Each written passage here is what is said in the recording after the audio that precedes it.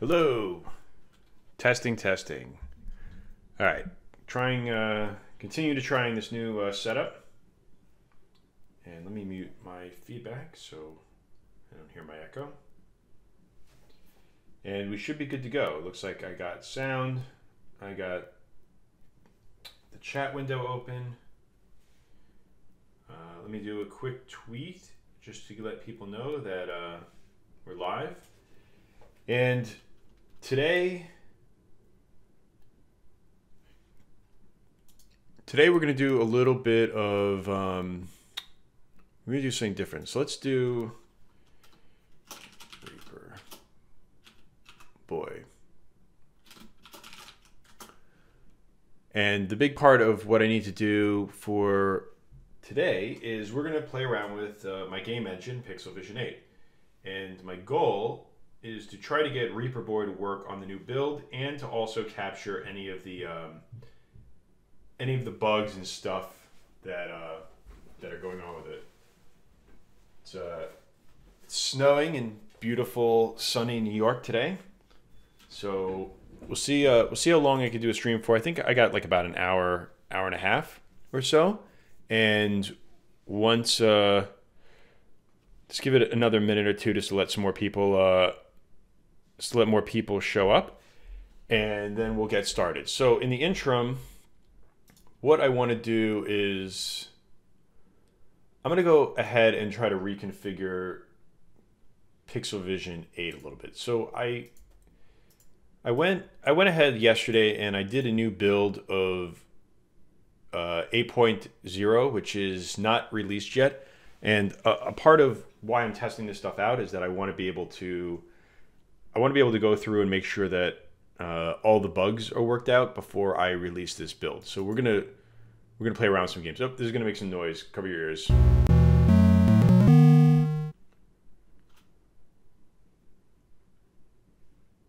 What I'll do is I'll go in here and I'll mute this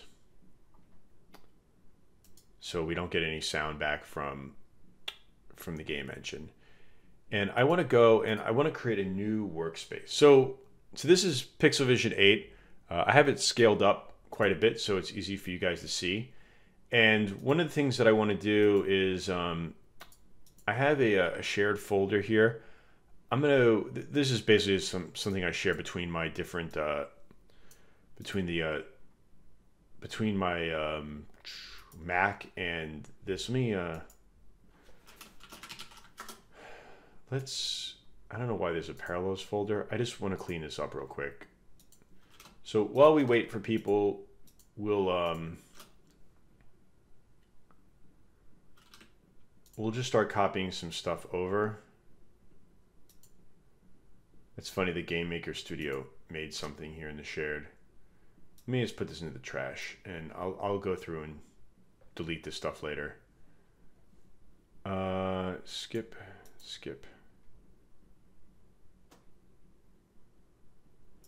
All right, why didn't that copy over?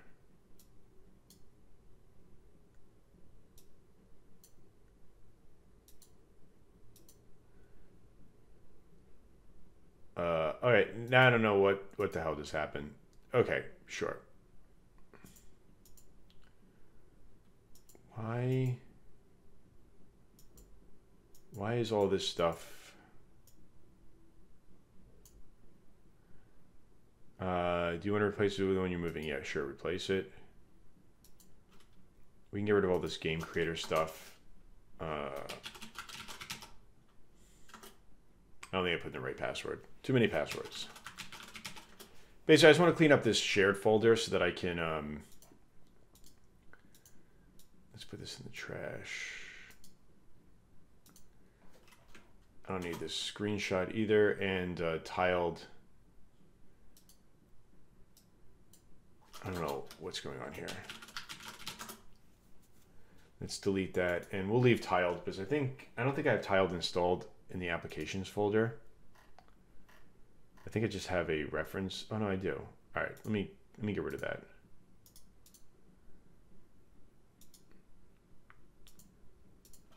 We can get rid of this.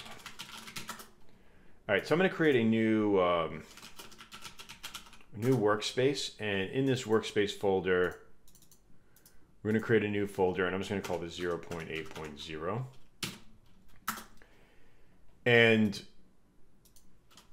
the reason I'm creating this new folder is because I just want to make sure that whatever I work on winds up, I can just pull it off easily on the other side of my regular account. I created like a separate account just for the streaming. So while we get started, let's go ahead and we'll start the Pomodoro clock, and we're going to create a path to this folder. And what we'll do is we'll open up a new terminal folder here, and we'll print the working directory. And we're going to copy this path. So here in Game Creator Pro, basically what we can do is this is the workspace. It defines all the folders that Pixel Vision 8 has access to. Right now, by default, it goes into, at least if you're on a Mac, your library application support folder. I'm going to paste in this new path and save it, which is going to make Pixel Vision 8 restart. And now inside of here, you'll see it's a little convoluted because I called it workspace. But what we should do is we should just call this Game Creator. And I'll redo the path here. Let's print working directory. And let's paste it and save the path, and this will reopen up. So now it's basically giving me an empty workspace. And the reason I'm doing this is just so that I have a place where I can store all the projects we're going to work on. And now when you create a new workspace, it's going to give you a games folder, a libs folder. So games are where the finished games you create go. Libs are some shared libraries you can have across your own games. There's a sandbox folder, which is basically the current game that you're working on. And then there's a temp directory and trash. So what we're going to do is I made some let's do this. I want to transfer. I'm going to move the transfer folder here and get rid of this Creative Cloud stuff. And I also want to do in the Game Creator folder, I'm going to move the workspace folder here. Now, what I'm looking to do is, this is our workspace folder. I should have in the transfer folder, I think I copied some of these, yeah, PV8. I copied some of these games over. So I'm gonna copy Reaper Boy 1 and Reaper Boy V3. Well, you know, let's just copy all these over and we'll take a look. So we'll copy that, and so now we should have games inside of our workspace folder. So if we go into the games directory here, you'll see all the games that I just basically copied over. So they are going to show up. They're going to, even though, so there's two ways that the Game Creator sort of works. You either have a .pv8 file or pvt, it depends, but pv8 is just a regular Pixel Vision 8 extension. Or you can just have a folder, and inside of the folder, you just need to have all the files that make up a game. And Pixel Vision 8, it doesn't really care. It's just going to show you that these are games, and it reads the extensions, except for this sandbox stunt copter. In this case, all it sees are the sprites and the tile map. I haven't set this up to where you can click on this and it'll work. So I'm gonna add that feature in later. But this Pico 8 Tetris, I just wanted to see this real quick to see if this works. So this is a Pico 8 game that I ported over, and it didn't take me very long to actually port. I can't find the creator of it because I wanted to include this in the demos folder that you can just take. I mean, so there's a caveat. Not all Pico 8 games work. This one happened to be a really easy one to port. So I just thought it was kind of cool that I had a working Pico 8 game running inside of Pixel Vision 8.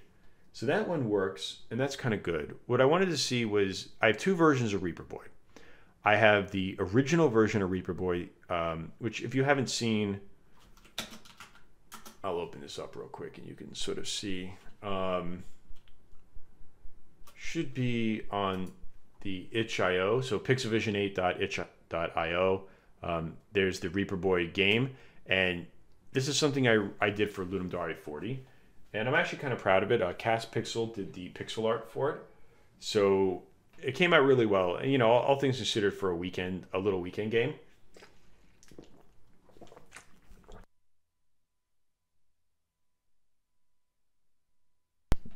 Need to get some water. Figured I'd mute the audio so you didn't have to hear me guzzling that down. And basically,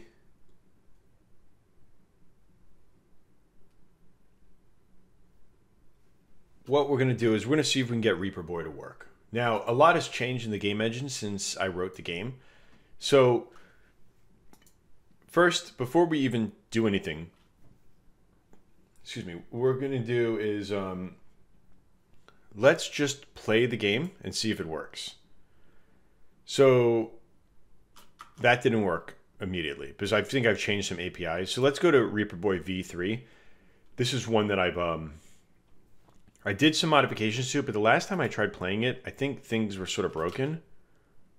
Oh, hey, look at that. It works perfectly. Nope. Okay, it doesn't. All right, this is what I got to figure out how to fix. I don't know why the background is scrolling like this, but it does look like other things are working correctly. So hopefully this isn't a terribly complicated fix, because I wanted to clean up Reaper Boy and start including it with the pro version of Pixel Vision 8. So let's edit this game. So I clicked edit. I'll go back and sort of show you how I did this. Once you have your games folder, if you want to work on any of these games, just simply click on the game, click edit twice, and then that copies it over to the workspace. And it copies it over into the sandbox folder. So now if we come back here and we look in our sandbox folder inside of our workspace, you'll see all of the contents of the game are now included inside of this folder. And one of the things that I really tried to do with Pixel Vision 8 versus like some of the other fantasy game consoles is that you're not really tied to working on you're not really tied to working inside of the game creator in order to make the game. So there are some tools that are built in, like there's a very basic and sort of buggy text editor, which shows you all the code. There's a color picker that lets you go through and change the colors. There's a sprite picker, which lets you go through and sort of preview sprites, and you can like flip them vertically and horizontally and see what they look like with the mask background color. And then it just shows you like paginated sprites. Fun fact, I tried to make this to a Game Boy spec, but I ran out of memory. So one of the things you can do in Pixel Vision 8 is you can actually configure how much memory things are. And I ran out of sprite pages, so I added an extra sprite page for these. So one thing I'd like to do is go through and clean up and remove some sprites that aren't needed, if that's possible.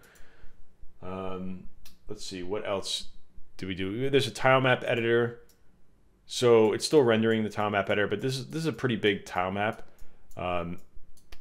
So each of the levels is, in essence, what's happening is that each of the levels is just a screen in the tile map. And I have a little bit of padding, which is the overscan. And then I just jump to a background pattern. And what I need to figure out is why, when the player is moving, the background is scrolling. So that's the main bug. In fact, we could probably log that. So why background?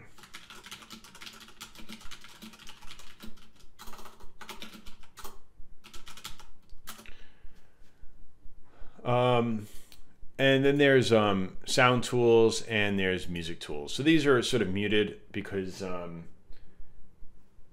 I turned I turned it off. I think we can I'll turn on the audio on my headphones so I can hear. And hopefully this isn't too loud for you guys. But I'll go through and I'll just do a quick play.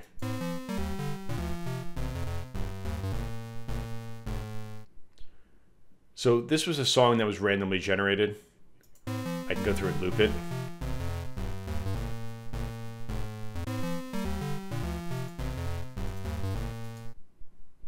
And there's a few different songs for each of the levels.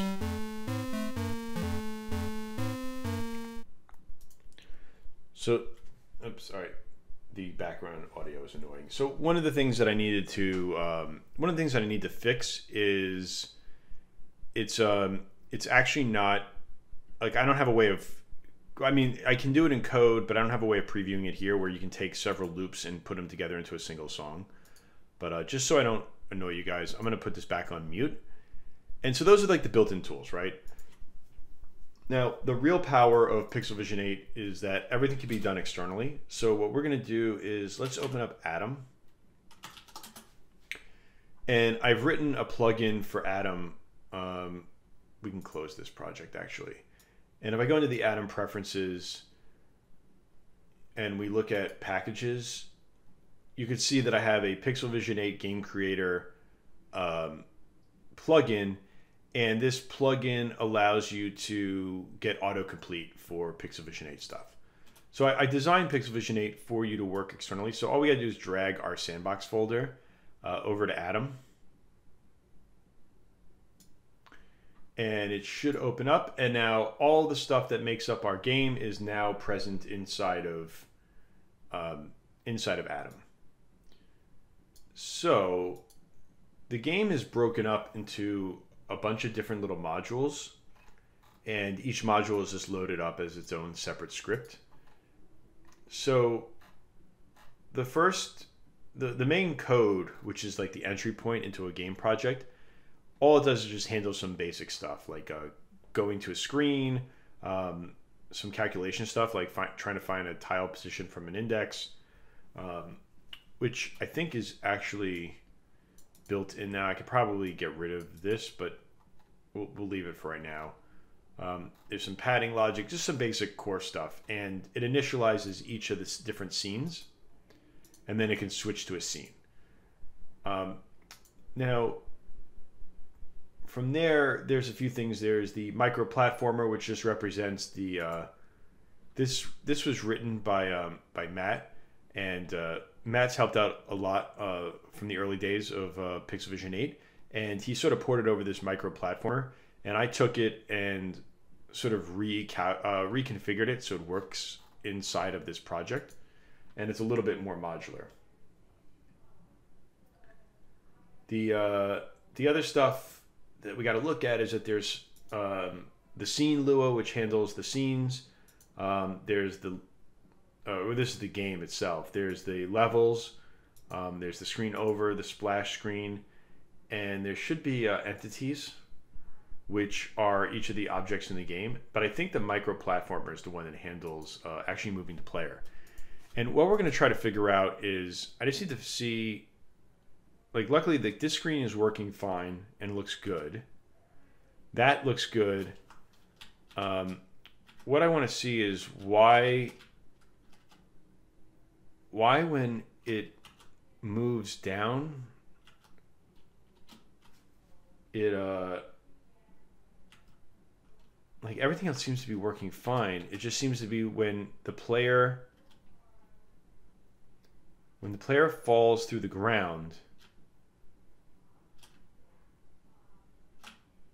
Huh. I like literally fell through the level and went to a different board. All right, we got to figure out why when the player falls down, it scrolls the screen. Somehow I was able to make it a level 2. Like here, everything is fine. There's just something about it looping through the screen that breaks everything. I kind of like this new version of the game where it just like breaks everything. But the level stuff looks like it's working. Whoops. Oh no. So okay, let's figure out where the player falls and why it's scrolling like that. Now,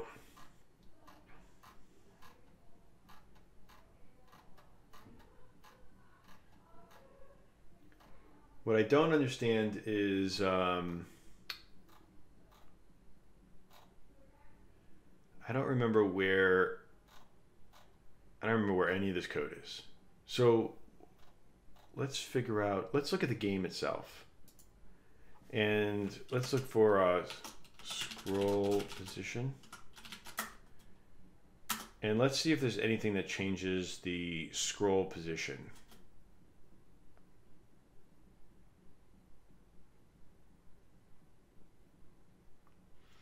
All right, so I have a feeling that it has something to do with the screen shake. So I'm going to get rid of the screen shake for a second. And let's run the game and see if... Yep, it was the screen shake. This might be the quickest stream ever in the history of my streaming. So what we got to figure out is self loop.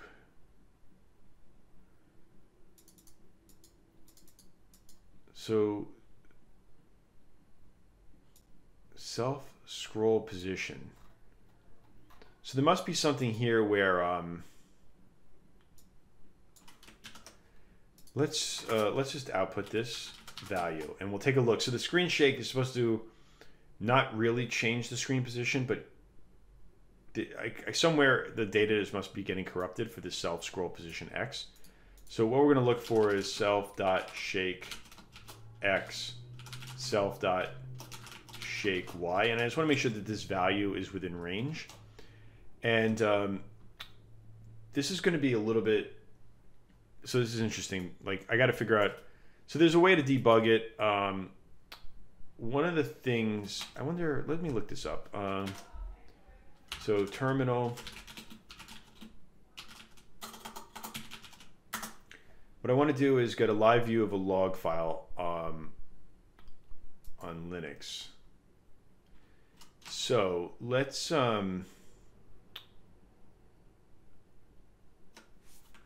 so in the temp folder is going to be this log file, right? And what I want to do is oh, that's strange.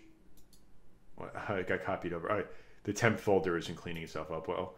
What I want to do is I'm going to go into this temp folder here, and we're going to open up terminal, and we're going to cd into temp. Whoops, working directory. We are in temp. We're going to clear this out, and we're going to use the tail command, and we're going to do tail.f, and we'll do log.txt. So the reason I'm doing this is I want to get a live output of the log file. Now, Pixel Vision 8 has a built-in debugger, but you have to exit the game in order to see it. So what we're going to do is we'll run the game, and now when he moves, we can now see the value. And I'm looking and I'm seeing here that the values are all resetting back to themselves. They're all going between like, it should be between like 0 and 5, right? It's weird that it's not doing any X, but all right. So the value is shaking correctly for the background stuff, as you can see. What's not happening though is we need to figure out why we're not resetting this for here. So let's look at where we set the self.scroll position.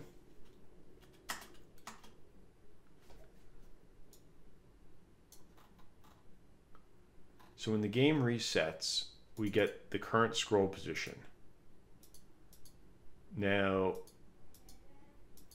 what we want to make sure, that's strange. Scroll position. Now, the only thing I could think of is that this value, oh, I bet you I know what I did. Local position equals scroll position. So I think we just found a very subtle bug. And what we're going to do here is make a new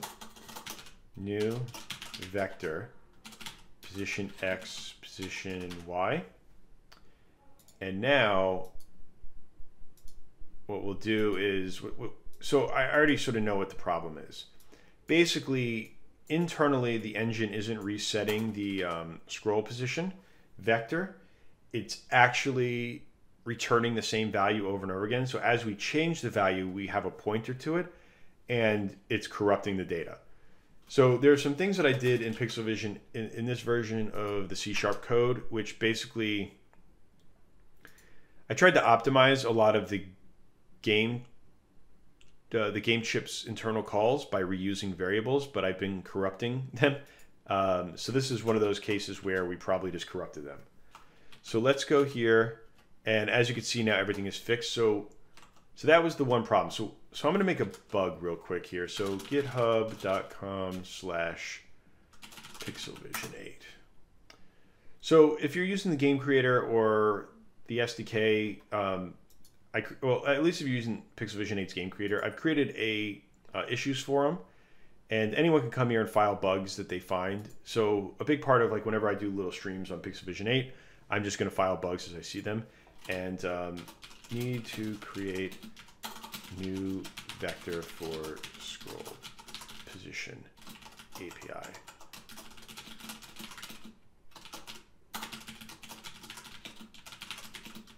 Not reset on new calls and can corrupt games that reference it.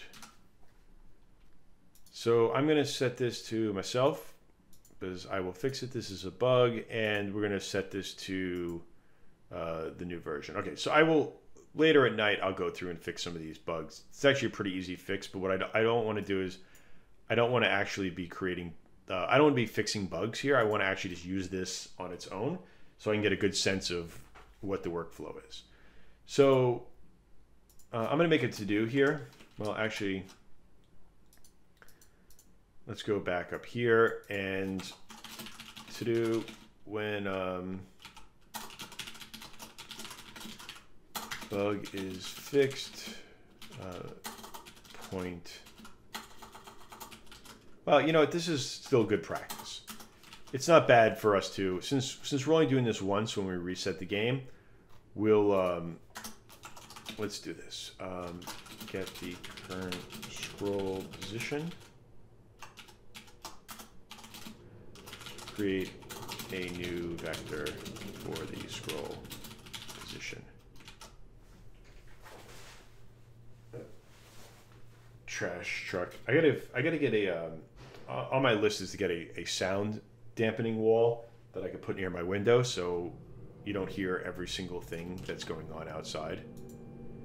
Makes things very unprofessional. Sorry, so I wish the garbage truck would move. All right, so it looks like everything is sort of working right now. What is that garbage truck doing? They're having like a party outside talking.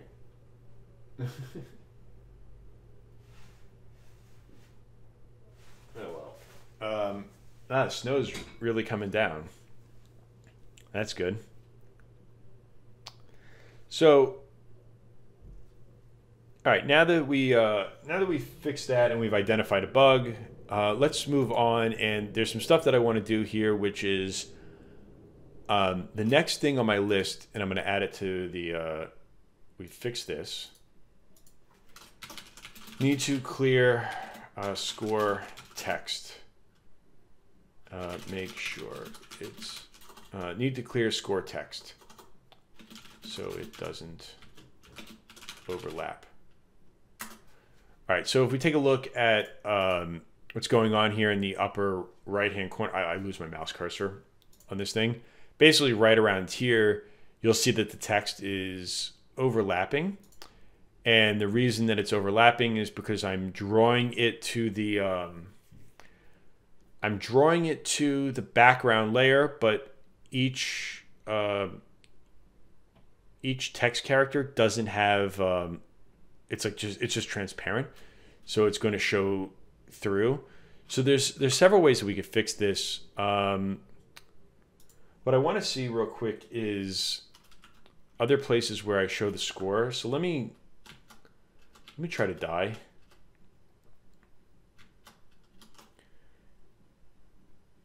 All right, so what I don't want to do is, well,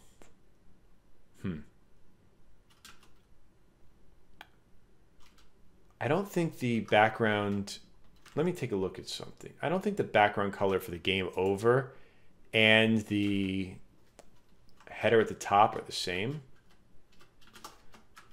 We'll take a screenshot. So, that's interesting. Huh, I found another bug. Why isn't, it looks like, all right, I found another bug. Generally, you're supposed to hit Control 2 in order to do a screenshot, but when I'm doing debugging in Unity, I use the right shift key. So, new issue, standalone build has wrong modifier.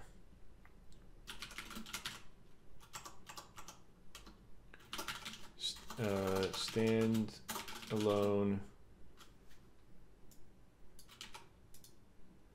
Right? Is that spelled correctly? Yep. Standalone game creator uses right shift key instead of control for modifier. That's really a strange bug. That shouldn't actually happen.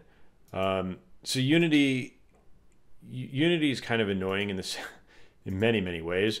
Mostly in the sense of inside of the IDE, you can't remap the control key. So in order for you to test anything that uses control key, you have to do it externally.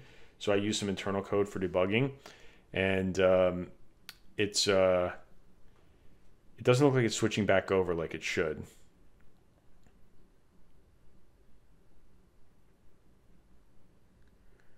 Sorry, hold on one second. I just got a message. I just need to look at this message real quick.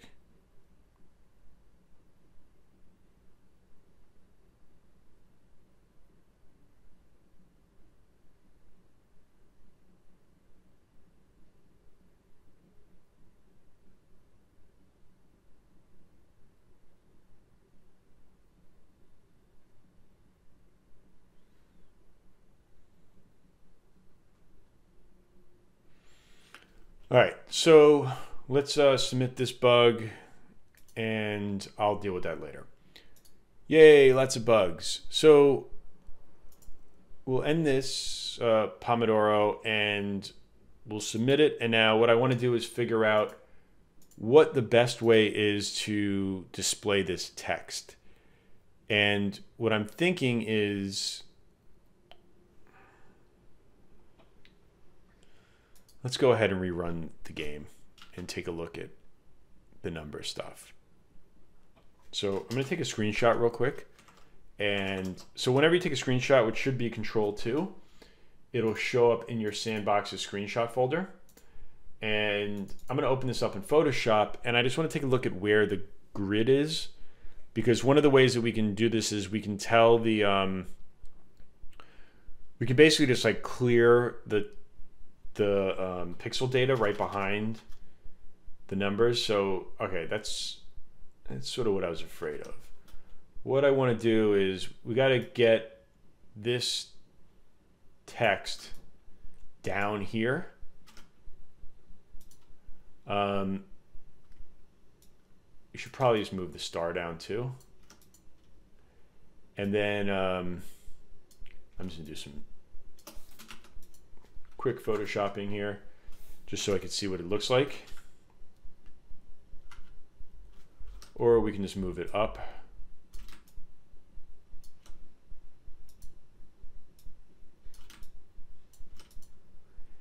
And basically what we'll try to do is we're going to try to put it in a place where it's going to be a lot easier for us to clear the pixel data behind the actual sprite. And I'll sort of show you what I'm talking about. Let's go and take a look at how to actually draw, how I actually go ahead and draw this score, and we'll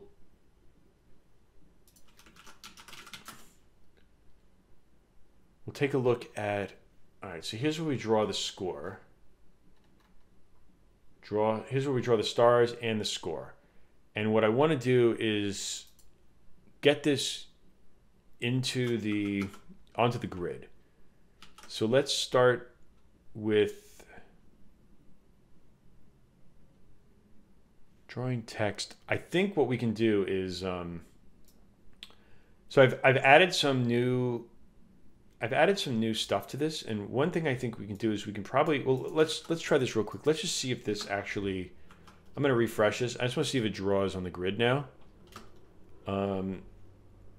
So if I take another screenshot and we open this back up in Photoshop and we take a look. So now you see it's drawing on the grid. What we're going to do is we're going to move it to the 8 position and just draw that over that area. I just want to move the text up and clean it up. So we're going to make this 8. And is everything else aligned to the grid correctly? Yeah, okay. All the numbers are aligned to the grid correctly. Okay, perfect. So now if we just redo this, so I'm going to hold down, well, it's shift right now, but it's really supposed to be control 4. We'll refresh the game after you make any changes externally. So you can see the score has now been moved up, and we're going to do the same thing with the star. So let's move the row up 1.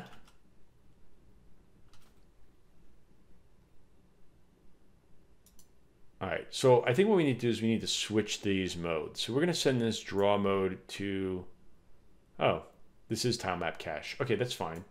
So what we can do is 1 plus 4, which will better align the, I'll talk about what I'm doing in 1 second.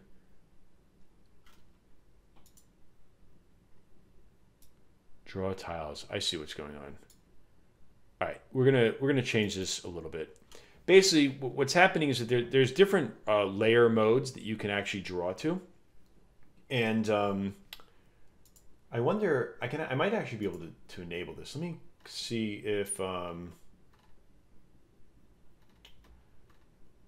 I don't think I enabled it in here. Lock specs, display chip. Layers. I feel like there's I think it's undocumented right now, but there's I should be able to add something that allows me to enable debugging the display chip layers, and then whenever I hit like 1, 2, 3, I have to go look into that later. Basically, I can toggle on and off the layers so you can sort of see the layers rendering. And what's going on is if you think about the way that this works, there is the first layer is basically the clear color, right? The next layer represents the sprites that are behind the background. Then there is the background. But the background is a special type of layer. It would be too taxing for me to basically redraw all the pixel data for the background all the time. So what I do is I take all the tiles and I copy their pixel data over to something called the tile map cache. And the tile map cache allows me to basically pre-render the entire tile map and then just take sections of it and draw it to the screen, which is a lot faster. Now, one of the things that's interesting about this layer is that think of the layer as basically just a canvas. So what I'm doing is I'm taking the pixel data and just copying it. Whoops, I touched the mic. I'm taking the pixel data and I'm copying it over to the tile map cache and just drawing it to the tile map cache. Now, if I change the tile underneath, it would refresh the cache with the new tile. But because I'm just basically adding those values on top of each other, the pixel data on top of each other, you're seeing this sort of like repeat thing happen here.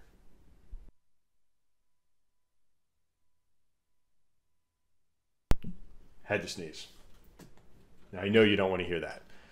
So right now we're seeing like a little bit of this mix up because what's happening is I don't have, I'm drawing the text in 2 different places. Like one, I clear the text, which is this first location, and then I'm repainting it on top. And because the numbers have transparency around them, basically you're seeing the last number bleed through. So what I'm going to do is I'm going to change the way that we draw tiles and stars. And we're going to start with the text first. And I added in some new stuff.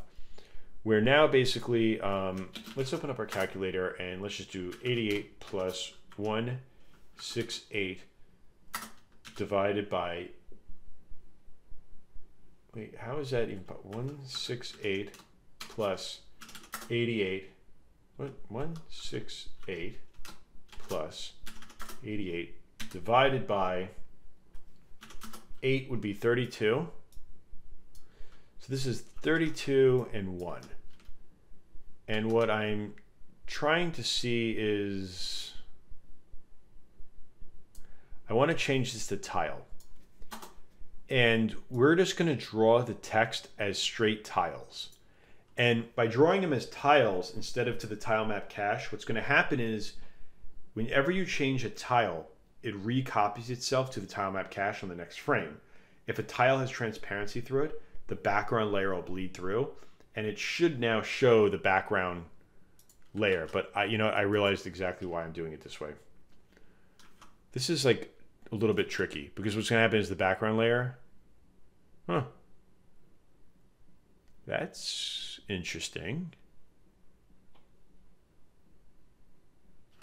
All right, let's go look for where we're drawing the text and see if, let's copy this line out. And let's look for where we're drawing text again, which should be here. And we're going to copy and paste this here, but I just want to make sure that we're getting it from the right thing. So self.score display and 6.0 tile mode default. Everything else should be the same. So let's refresh the game and try to redraw the score and see if it clears the score correctly. All right, so now everything is working correctly. The only downside is that it looks like the score is also drawing on the next layer because of the way that I'm just sort of sampling this background layer. So I just want to make sure that everything looks clean. Okay, cool. So what we need to do now is I'm going to make a note just so I don't forget. So the clear text is now working. What we need to do is clear score when showing level screen. So that's the next thing we want to do. When we transition to the next level, we want to make sure that the score isn't displayed and that I'm just playing around, just making sure that everything is working correctly. I love this game. This is so much fun to build. We should probably do some extra levels and stuff. Boom. Such a simple little game. Yeah, okay, so we need to just clear that. So, okay, so whenever we, so let's do this. Whenever we leave the screen, so where is game redraw, display score, self next level, switch scene. If this is the boss battle, switch scene true, print.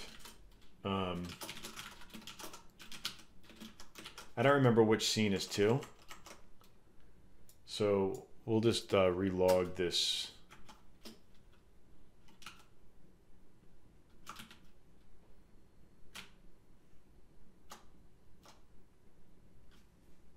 Switching scene 2. Okay, perfect.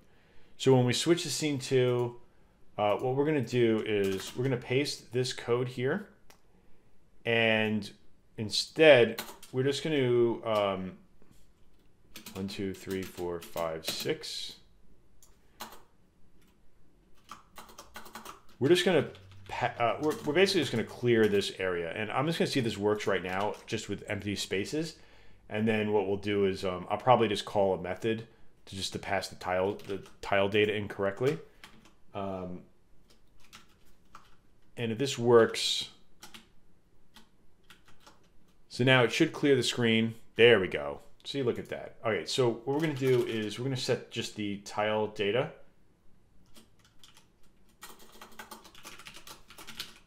So we're going to call draw tiles. And we're going to pass it in a, well, it's called a table, but it's really an array. So we'll do,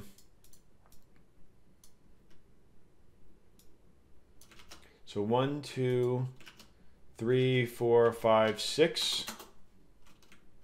And we're going to do this at 32, 1.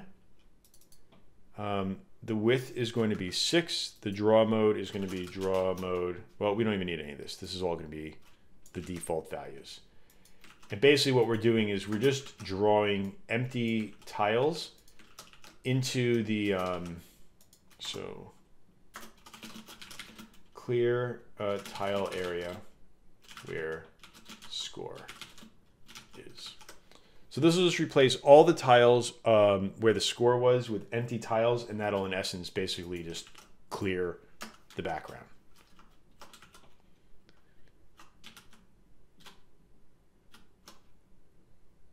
And now we'll switch over to this screen and then back again, and we get the score, and everything is looking pretty good. So, I mean, this is sort of the thing, like these old game systems, they weren't like how video game engines are now. You really had to do a lot of tricks in order to get it to render this to the screen correctly, and in order to be optimized. So that's sort of what I tried to capture the most with Pixel Vision 8, is being able to, in essence, get that feeling of like the hacks and tricks you had to do in old game consoles in order to get them to render correctly. Sometimes it's annoying. I mean, it all depends on what you want to do, right? Like sometimes you just want to build a very simple game and you don't want to hack around with it. But Pixel Vision 8 really is about, it's about understanding what the old game engines were like. And in all honesty, like these tricks and stuff that I sort of use, they show off how, like, they make the game feel more authentic. So now what we need to do is we're going to do the same trick for the game over screen as well. So here, when we get to, we switch screens for the game over, we're going to clear the score too. So let's go ahead and just try to replay the game and just make sure that that clears. And then what we'll do is we'll go to the game over screen and we'll fix the scoring there too. And I want to fix how the stars get drawn. Whoops, I died. All right, so that was the game over.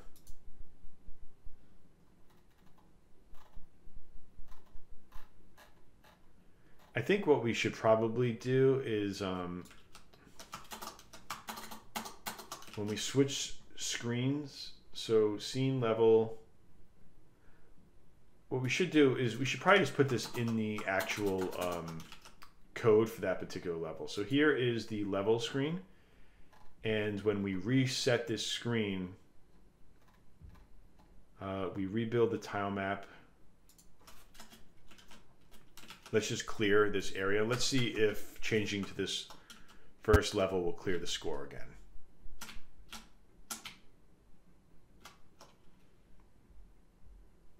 All right, so that clears the score. Now on the game over screen, we want to do the same thing here.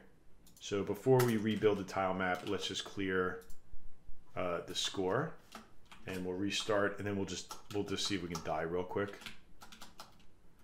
So as you fall through the floor, you sort of gain more and more velocity, and then eventually, when you hit the ground, you die. All right, so the score got removed too. All right, cool. And what we can do here is when we go to draw, so that's the best. I think that one draws immediately, but this draw text, we're going to sort of do the same thing as we did before. Draw score.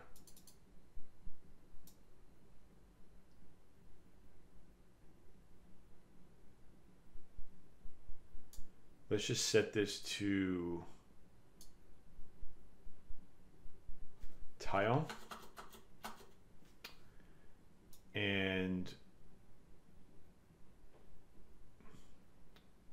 score display 6 self dot column plus 4. We can get rid of this multiply 8 and this multiply 8, which will put it back on the tile grid. And let's see if we can end the game and get a high score.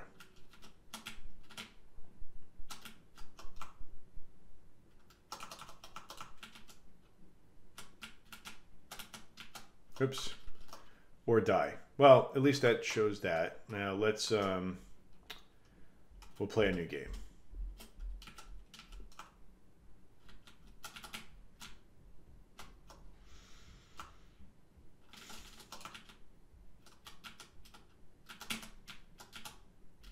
I feel like I had some debug code when I was building the game that helped make this testing a little bit easier. But apparently I don't remember what that is. Yeah, I think I can just go to the end boss. I'm just gonna play it for a little bit. I'm also trying to, at some point, while having like cheat code that gets you to the end screen and stuff like that is really helpful. Sometimes it becomes like bad practice because playing the game itself also helps you look to see if there's any bugs that you might have missed. So, whoops. Well, I have enough health built up, or enough score built up that I won't die immediately, but... Alright, let's go beat this boss. Luckily, the boss is pretty easy to beat.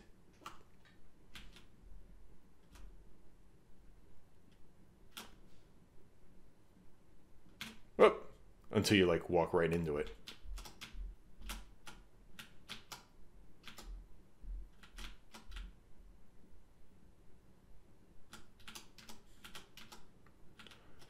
Alright, so now when the game is over, cool. It updates the score correctly and it clears the background tiles. So all of this is pretty good now. What we need to do now, the last thing I wanted to do was I need to move the stars up. Let me add that to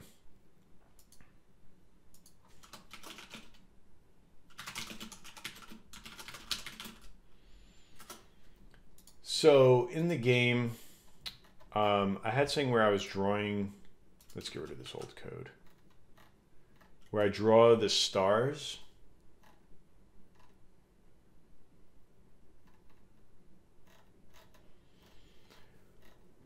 Let's see, where do we build up, where do we build the game?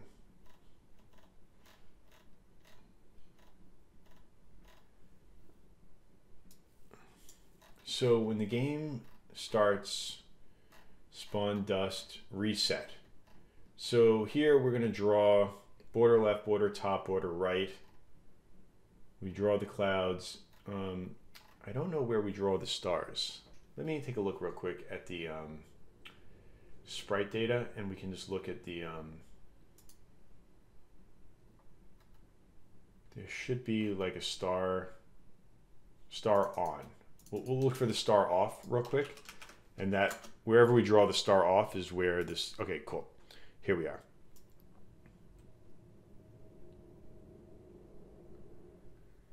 So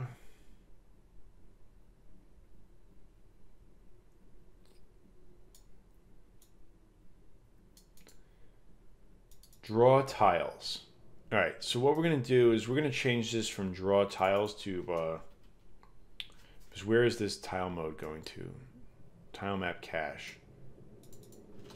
Draw sprites.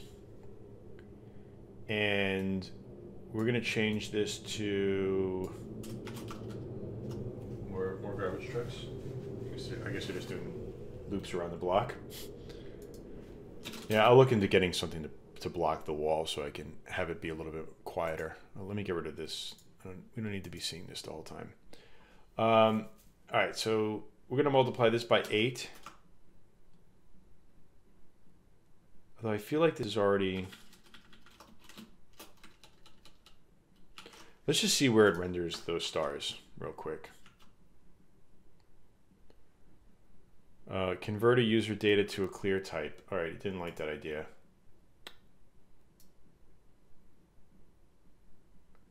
That's mostly because we need faults.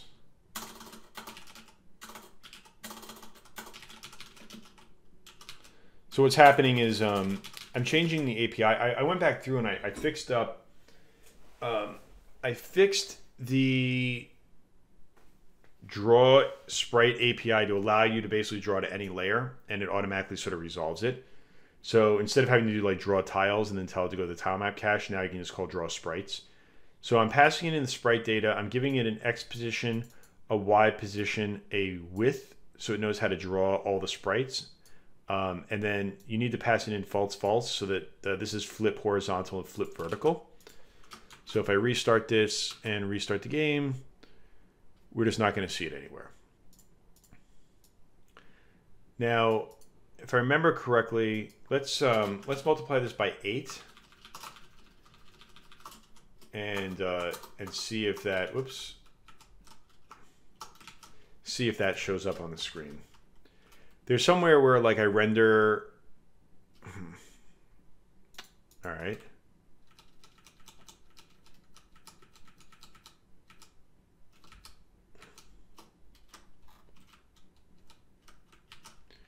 Why am I missing this thing? Where is this thing rendering to? All right, let me set this to 0 and see if that moves it up at least. All right, so what we're trying to do is we're trying to get it to where the star just moves down by like 4 pixels. So because we're drawing directly to the tile map, we're stuck sort of on the grid system. What I want to figure out is, it looks like there's like this offset here by 21 tiles, which I believe is the,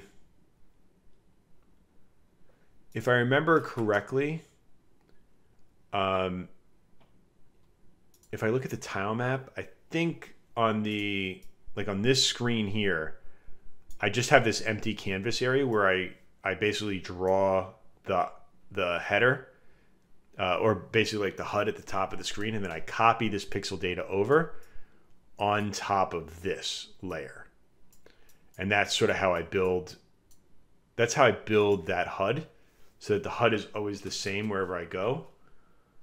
So what we want to do is we just basically want to recalculate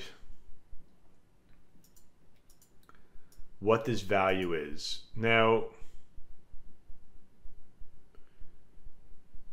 what's kind of annoying is that this should be, if I, let's duplicate this line. Now this should draw sprites.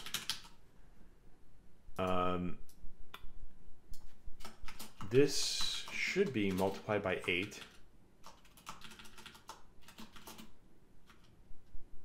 Multiplied by 8, which would just be 0. We should make this just 8. We have the star width, which is correct. Then we need to set false, false. And let's see if this, maybe it was I didn't put the row at the right place. Huh. Why does it not like me?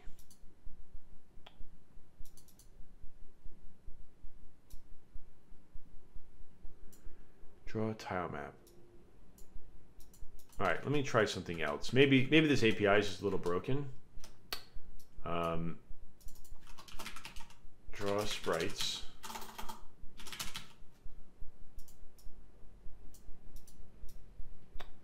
Let's just see if we can draw it directly to the tile instead of doesn't like that. User data. Oh, right.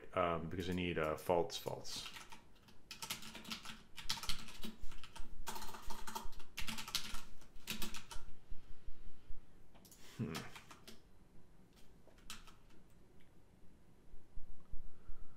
No, it's not drawing anywhere either. And the irony is that I can't see. So, I mean, when I'm in Unity and I'm doing this stuff, it's like really easy for me to debug stuff because I have a whole bunch of tools that lets me see. But because I'm not running the game, I think one of the things I need to really look into in Game Creator is getting it to where the game can still be running in the background, but it pauses, and then you can go into these tools and sort of preview what's going on, because it'd be really nice now to be able to take a look at the tile map memory and just see where it's rendering things, because I'm sort of like, excuse me, I'm sort of stabbing at the dark here. Now, what's concerning me though is that draw sprites should work.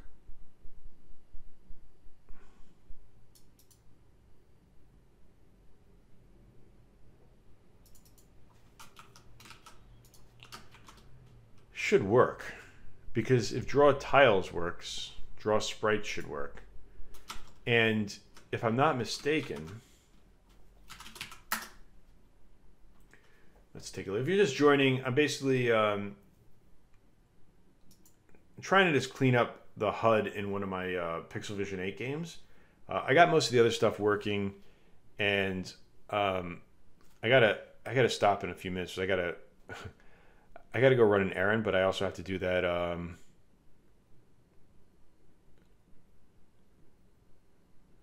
gotta go clean off my car from the snow, which always adds like a good 20 minutes on top of any 5-minute commute. What I wanted to look at was, let me go back here. Let's look at the SDK for a second. I just want to see what the code is. So Pixel Vision, so the game creator, which is this tool, the standalone tool for making games, is built on top of an open source SDK that I wrote called Pixel Vision 8. And right now I'm just looking through on the game chip, draw tiles. So draw tiles basically calls draw tile.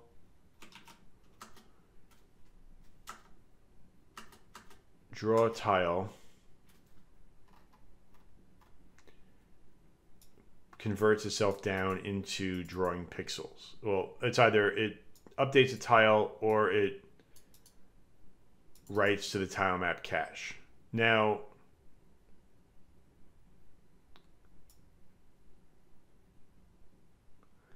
and I'll multiply this by this. So what I want to see is draw sprites.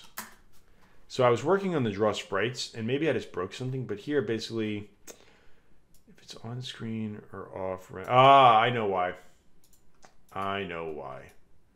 So let's just do this from the beginning. So draw sprites. So draw sprites is a helper method that actually allows you to, but by default, when you just draw a single sprite to the screen, just like the original Nintendo, it'll wrap if its X position goes over 256. Or if it goes like, or if you're building a Game Boy game, it's 160, right? Whatever the resolution is, they basically wrap. Draw sprites is a helper method that allows you to take into account whether the sprite is on screen or off screen. And if it's off screen, it won't draw that. And it also lets you make a larger sprite out of several smaller sprites. So in this case, what we're going to do is we're going to call star off sprite IDs. Then we're going to pass in temp C plus 21 plus 1, and we'll do star off width, and we're going to set the flip false. We're going to set the draw mode to tile just like we did before. And now here are the other options we need to do. So we're going to set the color offset to 0. On screen is going to be true, I believe. Use scroll position false, and we'll ignore bounds. Because what's basically happening is we're drawing this off the screen, and we need to tell the draw sprites method to actually still display it and not worry about the fact that it's off screen. And as you can see, now it works. By default, off screen is set to false. And if we reset this now and we take a look at it, you'll see that the star no longer, whoop, now of course the star exists. All right, so maybe I was missing something. Maybe scroll position is by default set to true. So yeah, so that's probably what it is. So if I come here, so if this is set to true, which is the scroll position, it basically offsets it by the scroll position. Which actually might be helpful. We might be able to just do, instead of this offset here, let's see if we can, no, that's still going to screw up. Yeah, okay. So we'll just set this defaults and leave it like that. Now, what I want to do next is I'm going to switch this over to tilemap cache. And by switching it to tilemap cache, the coordinate space is going to change from columns and rows, and it's actually going to become X and Y position. So we should be able to multiply this by 8 and set this to 8, but I'm actually going to do 8 plus 4, and let's make this 12. And we'll redraw this, and now, boom, that is where it should be. So actually what it needs to be is this should be 4.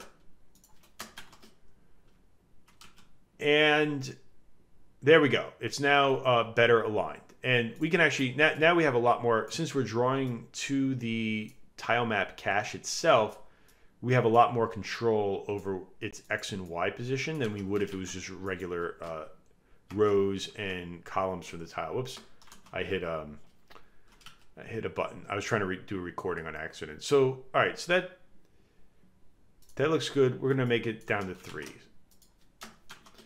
So again, what we're basically doing is we're taking the pixel data from, perfect, this looks so much better. In fact, we're gonna take a screenshot real quick with Control 2, and we'll open up the screenshot, and let's just take a look at it on the grid.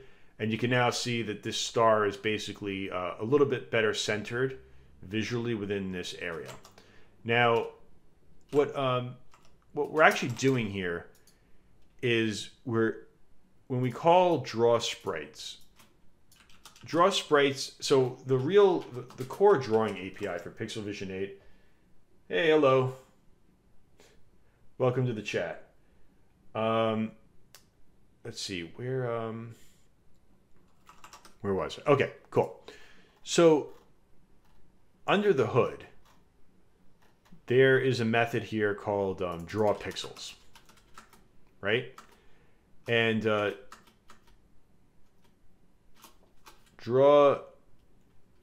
just trying to find so draw pixels right here. This, and I'll make this larger. So draw pixels basically handles all of the rendering logic for sprite data in Pixel Vision 8. All Pixel Vision 8 is a really dumb renderer. Excuse me. There are some layers on top of it that help you basically render to a texture any sort of pixel data. And the pixel data is indexed just like old game consoles. So when you want to draw pixel data to the display, you have to pass it in a int array of IDs. Now, draw pixels is the raw drawing API that everything uses inside of Pixel Vision 8. So if you pass in a draw mode of tilemap cache, it'll render to the tilemap cache layer, which is a special layer. If not, everything else gets a new draw call, and then depending on how you set up the system, you might have limitations on how many draw calls you can have, right? All the other drawing methods, like draw pixel, which is just lets you draw a single pixel, which is very expensive. It's only really for debugging. Draw sprite, for example, if you want to draw an individual sprite, all of these actually use the same drawing API. What draw sprite does is instead of you passing it in the raw pixel data, you give it an ID, it goes to the sprite chip, it reads from its memory, gets the pixel data for you, and passes it over to the draw pixels API. If you call draw sprites, it does the same thing. Instead, this time you pass it in a collection of IDs, and from the collection of IDs, it loops through each of the IDs, does some calculations to determine whether it is on the screen or not, and then it draws that by calling draw sprite, which in turn gets the sprite data and passes it to draw pixel. So there are a lot of like helper APIs, and I'm going to do in the documentation, I'm going to sort of like outline this that help you out. And in essence, what we wound up doing is we took something that was basically on the tile map, we took it out of the tile grid, and we're now drawing it to the tile map cache, and now it renders correctly. Now, the next thing that we need to do is we got to, let's copy this method, and let's look for star on. So whenever you collect a star, it's going to call star on. And what we want to do is make sure that we render it the same exact way as we do above, because if we don't, it's going to it's basically just not going to display. Well, it's going to display. It's going to be just at the wrong height. So we can delete this line here, save it, and we'll restart our game. And now let's get our star, and you can see the star gets overlaid, and everything should be good. So I think we fixed all of the bugs in Reaper Boy from the new migration from Pixel Vision 8, or from the new version of Pixel Vision 8. I'm probably gonna end this stream right about now because I gotta go take the snow off my car. Can't believe it's March and it's snowing, but whatever. But long story short, now this game is looking pretty good. Oops, I died. I just wanted to make sure that I could beat this guy, and when I'm done, we'll exit, and everything is looking good, right? So we win. Since the code is being shared across different scenes, everything is looking good. I think this game is pretty solid. One of the things that we can look into doing, there's still like a bunch of graphics that I haven't used. There's like other bad guys which maybe we'll add in. There's some spikes. So CastPixel has actually gone ahead and she's created all new artwork for this game. And part of what I wanted to do now is just make sure that this game is cleaned up and ready to go. I want to go through and also document it and then put this into Pixel Vision Pro. So anyone who buys Pixel Vision Pro will get a license to the game. So that in a nutshell is the stream for the day.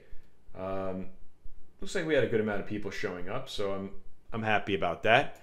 And what we'll do is tomorrow I'll have a lot more time. Maybe we'll just go through and we'll clean up the code a little bit more.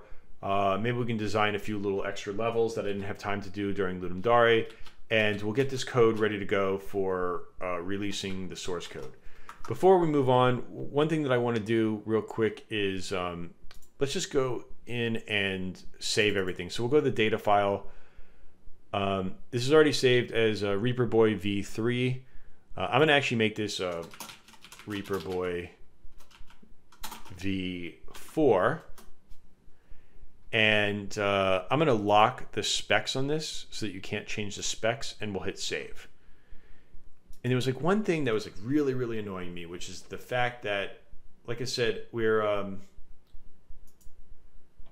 I'm 1, 2, 3, 4, 5, 6, 7, 8, 9, 10, 11 sprites over from it being like a real a real Game Boy memory. So we should try to figure out a way if there's a way to compress 8 sprites. I have a feeling that there isn't, just because of the way that the graphics work in this game. This splash screen, sort of ironically enough, it like ate up a lot of sprites. And I bet you if I got rid of this one guy, 1, 2, 3, 4, 5, 6, 7, 8, 9, 10. I wonder if we get rid of this one guy, if it would fix the sprite count. I don't know if I have time for that, but let's add some notes, right? So move the GameStar counter up. What we want to do is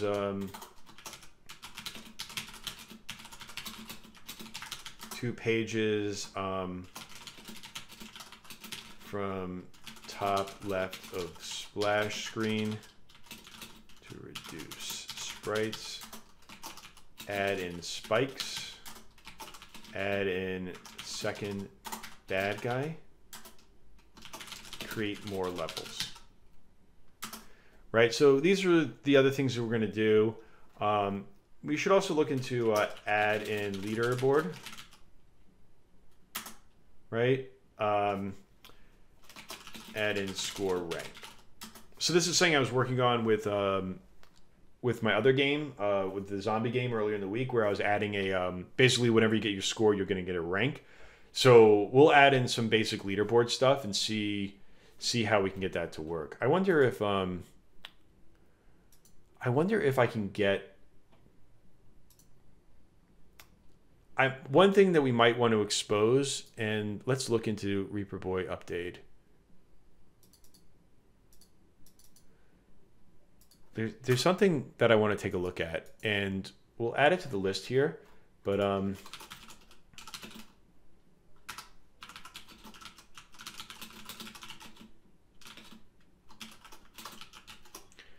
wondering if there's a way that we might be able to expose an HTTP request in a safe way to Lua in Pixel Vision 8, and that would let you use some sort of online board.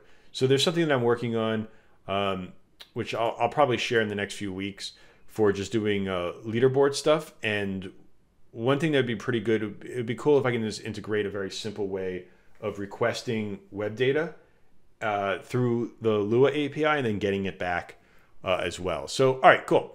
I think we're done here for the stream, and I appreciate everyone for showing up. And I will be back tomorrow at 9 a.m. Eastern, right? Yes. And then we'll go through and we'll add a few more stuff to this game, and then package it up and get it ready to go. And before I do that, the last thing I wanted to do was I just wanted to archive the game. So when you do archive, it basically copies everything over back into your games folder, and now you'll see there's a Reaper Boy version 4. And if we look in our workspace on our computer and we look here, you'll see that there's now a Reaper Boy v4 PV8 file. And then technically you just go and send this over to your friends. I'm just wondering, like, get info. I'm just curious how big this file is. This is 2.3 megabytes. So we got to work on a way of compressing this a little bit better.